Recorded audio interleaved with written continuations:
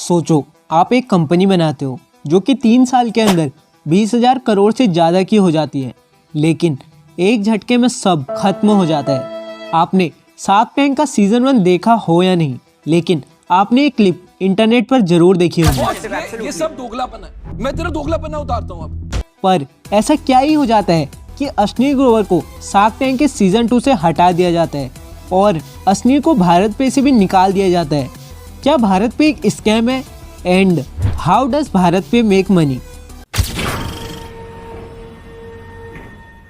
Ashneer Grover IIT Delhi और IIM Ahmedabad के student थे। अश्नीर को उनके कॉलेज में इंटेलिजेंस के लिए जाना जाता था। अश्नीर के ग्रेजुएशन के दौरान ही उनका सिलेक्शन फ्रांस के INSA में हो गया।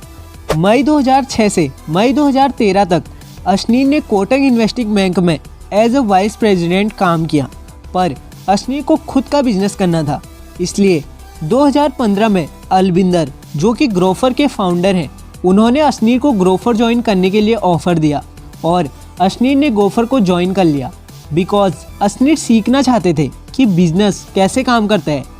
2 साल तक ग्रोफर्स में काम करने के बाद अश्नीर ने PC ज्वेलर्स में काम किया। ईयर 2018 जब IIT के 2 लड़के शाश्वत और भावेश डिजिटल पेमेंट मार्केट के अंदर एक गैप आइडेंटिफाई करते हैं। उन्होंने देखा कि दुकानदारों को पेमेंट लेने के लिए तरह तरह के QR कोड दुकान में लगाने पड़ रहे हैं।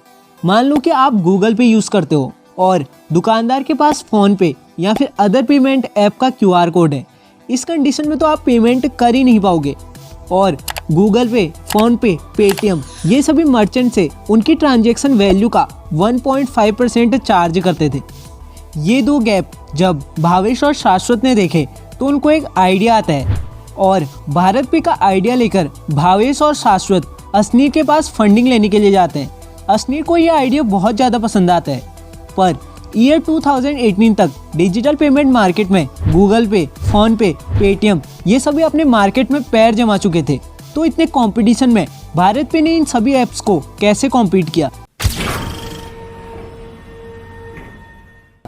जब भावेश और शाश्वत ने आइडिया अश्नीर को बताया तो अश्नीर ग्रोवर भारत पे में आ गए और अश्नीर के भारत पे में आते ही कंपनी की ग्रोथ बहुत ज़्यादा तेज़ी से हुई। भारत पे ने मल्टीपल QR कोड्स को हटाकर एक सिंगल QR कोड इंट्रोड्यूस कराया। साथ ही भारत पे ने मर्चेंट से पर ट्रांजैक्शन पर 1.5% फीस को भी रिमूव कर दिया। अब कस्टमर के पास फ़ोन पे हो या गूगल पे, इससे कोई फर्क नहीं पड़ता, वो एक सिंगल QR कोड पर स्कैन करके पेमेंट कर सकता था। यही 2 कारण थे जिससे भारत पे इतने ज़्यादा कंपटीशन पर भी ग्रो कर पाया। पर सवाल यहाँ पर यह आता है कि भारत पे पैसे कैसे कमाता है?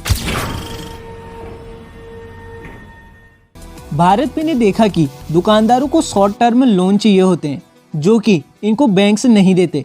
यह देखते हुए भारत पे ने एक मर्चेंट लैंडिंग सिस्टम इंट्रोड्यूस कराया, जिसके थ्रू ये मर्चेंट्स बिना किसी कोलेट्रल के शॉर्ट टर्म लोन ले सकते थे और इस लोन के बदले भारत पे इंटरेस्ट चार्ज करता है और इसी के थ्रू भारत पे पैसे कमाता है। भारत पे के इतने तेजी से ग्रो होने में एक ही बंदे का हाथ है, जो कि है अश्नीर ग्रोवर। पर ऐसा क्या ही हो जाता है कि अश्नीर ग्रोवर को भारत पे से बाहर निकाल दिया जाता है? क्या भारत पे एक स्कैम है?